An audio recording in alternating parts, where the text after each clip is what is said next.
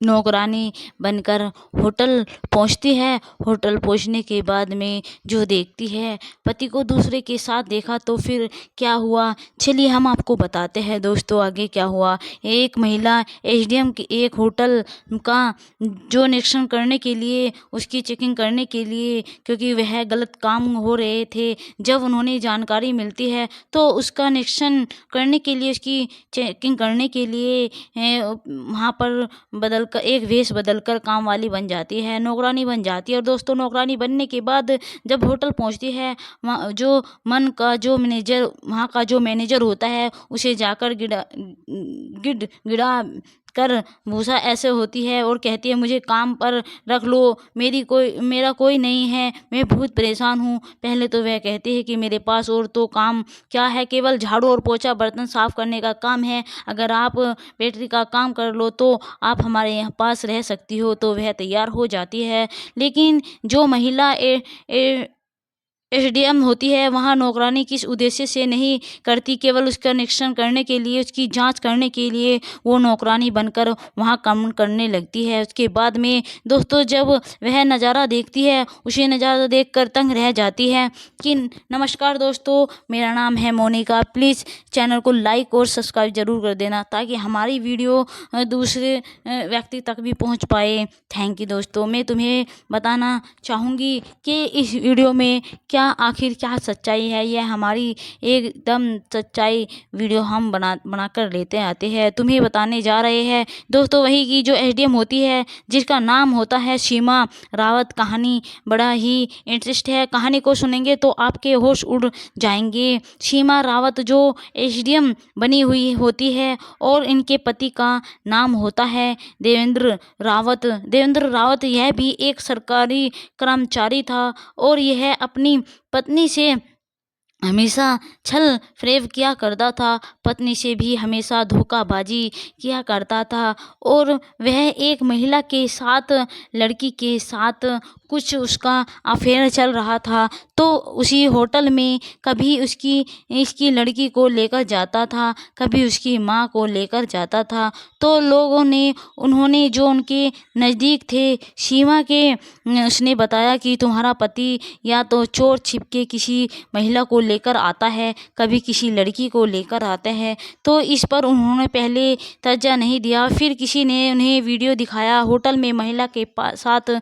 जाता, लड़की के साथ जाते। तो सीमा रावत जो होती है, ये सदमे में आती है। उनके पास रहने में वहाँ की जानकारी थी और कई कंप्लेंट थी कि इस होटल में लड़कियों का लाया जाता है और इसमें गलत काम होता है, यह समाज में बहुत बड़ी धूमिल काम हो रहा है। एक भैया कीर्ति का इस होटल में काम हो रहा है, तो यह काम सीमा रावत को सौंप गया। सीमा रावत एक नेक घर से लड़की थी, एसडीएम जरूर थी। इनका विवाह 2011 में हुआ था दोस्तों। अगर इनका पति सरकारी कर्मचारी था, लेकिन इन पर सीमा रावत पर एक बेटा था, एक बेटी थी, और यह पति से हमेशा प्यार भरी बातें करती थी, लेकिन पति इन्हें नकारने की दृष्टि से हमेशा देखा करता था। पति इन गालियाँ दिया करता था। घर पर कहते हैं कि अधिकारी जो बाहर होता है, घर पर अधिकार नहीं होता,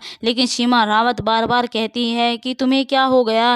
लेकिन जो आदमी या जो औरत दूसरे से मोहब्बत करती है, औरत दूसरे के पति से मोहब्बत करती है, अपने पति को नफरत करेगी। जो औरत या आदमी दूसरी औरत से मोहब्बत करेगा, वह अपनी पत्नी से नफरत करेगा, सब कुछ उस पर कुर्बान कर देता है। दोस्तों अधिकांश यही देखने में आता है कि पति पत्नी में ज़्यादातर बनती नहीं है दोस्तों, क्योंकि यह कहानी बड़ी ही प्रेमदायक है कि आजकल लड़का लड़की किसी पर विश्वास ही नहीं करना चाहते। लड़की अलग जा रही है, लड़का अलग जा रहा है, अनबन होता है, रिश्ते टूट जाते हैं, क्योंकि चाहे किसी से कोई काम नहीं होता दोस्तों। उसके बाद अब सीमा रावत का जब विवाह होता है तो इन दोनों में अनबन होने लगती है, लेकिन पति की शिकायत भी जब मिलती है, किसी ने वीडियो दिखाया एक लड़की के साथ में, एक महिला के साथ में, तो उस होटल की जानकारी उनके पास आई कि इसमें आपको छापे मारने करने पूरी ड्यूटी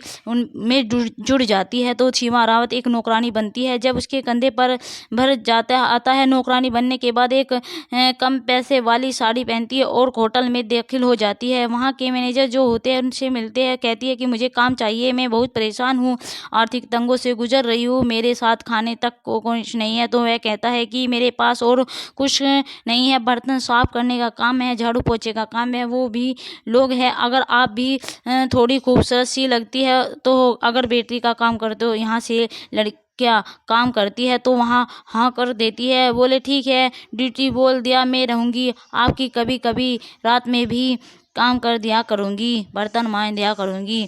अपने पति को भी चोरी पकड़नी थी दोस्तों, वह काम करने लगती है। वह अपना जो काम था उसे पर फोकस रखती है, नज़रिया रखती है कि कौन आ रहा है, कौन जा रहा है। लेकिन वहाँ पर एक एक लड़कियों को कैद करके रखा गया था। जो कस्टमर शाम को आते थे उनकी लड़कियों को शाम एग्जाम करते थे।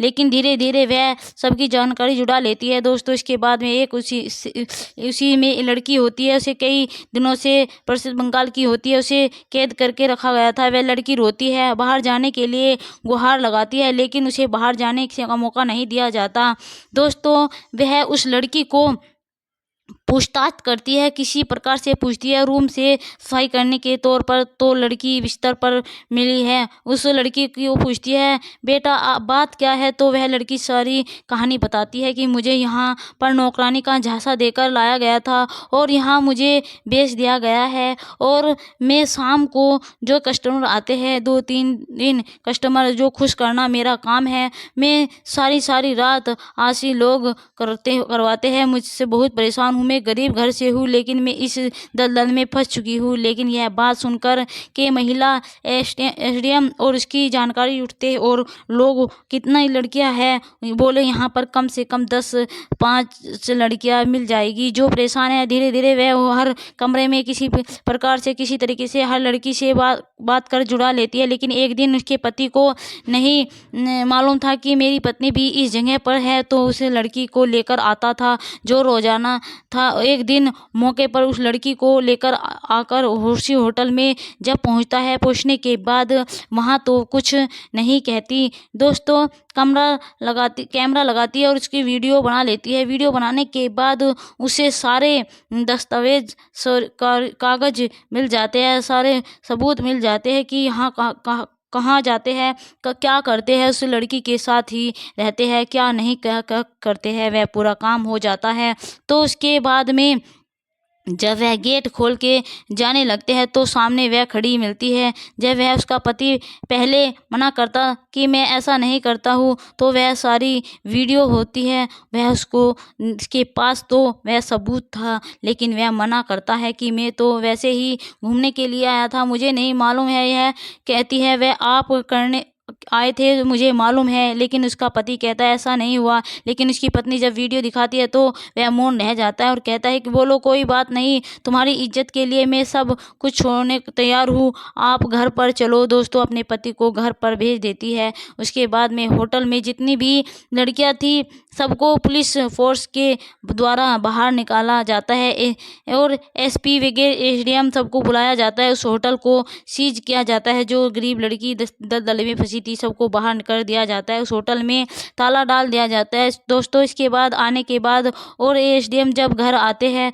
उधर उस लड़की को भी बुलाया जाता है और अपने पति को उसके सामने किया जाता है और डिवोर्स के कागज होते हैं, वह कागज बाकायदा इज्जत से बने हुए होते हैं। अपने पति से कहती है कि भाई इज्जत, आपको अगर ये अच्छी लगती है तो आप इन्हीं के साथ रहो, क्योंकि मैं तुम्हारी खुशी में ही खुश हूँ। मेरे पास तो एक बेटा है और एक बेटी है, कोई परवाह नहीं है। तुम्हें अगर यह महिला और यह लड़की अच्छी लगती है तो कोई बात नहीं है, मैं तलाक देकर ही आपको इसके साथ शादी करवा देती हूँ। तो उसी समय उसके समाज में बैठ के बाइज्जत सामने डिवोर्स होता है। डिवोर्स होने के बाद उन दोनों को विवाह करा दिया जाता है और पति से हंसी खुशी कहती है कि आप इन्हीं के साथ रहो, कि मेरे अंदर खोट था और यह तुम्हें पसंद है तो आप इन्हीं के साथ रहिए दोस्तों। और बाइज्जत उनके साथ कर देती है, बोलो तुम्हें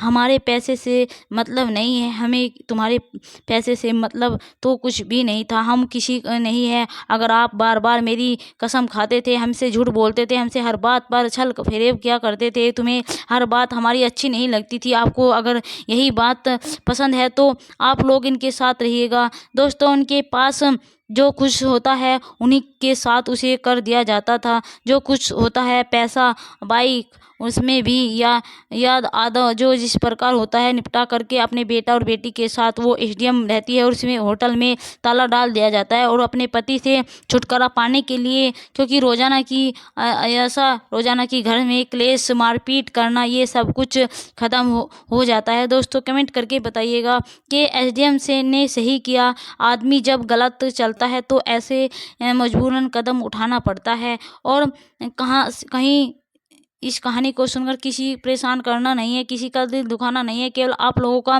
जागरूक और संचेत करने का मेरा उद्देश्य है। आज के लिए बस इतना ही। नमस्कार, जय हिंद दोस्तों। प्लीज़ अगर आपको हमारी यह वीडियो कैसी लगी प्लीज़ कमेंट में ज़रूर बताइएगा।